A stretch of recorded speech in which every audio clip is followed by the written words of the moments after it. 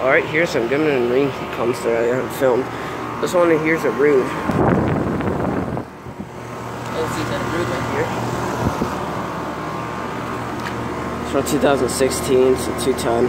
I'm not even gonna read the data panel, I'm just gonna film the label.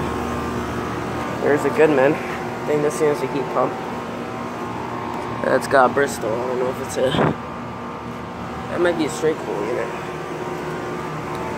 From 2003, it's a 2.5 ton. And whatever it is, I think it's a 10-seer heat pump or straight cool. The one that's loud is this unit right here. It's running in heat mode. That's not good. 2013, 2-ton. Here's that energy guide right here. It's so faded. This one here's a Rheem Classic series right here. 2004, 2.5 ton. I think they have R22 or something.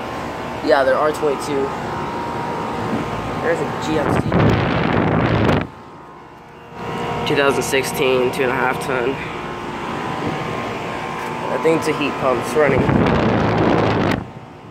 That's loud right there. Noisy. I don't know about this one, but whatever. Anyways, over and out.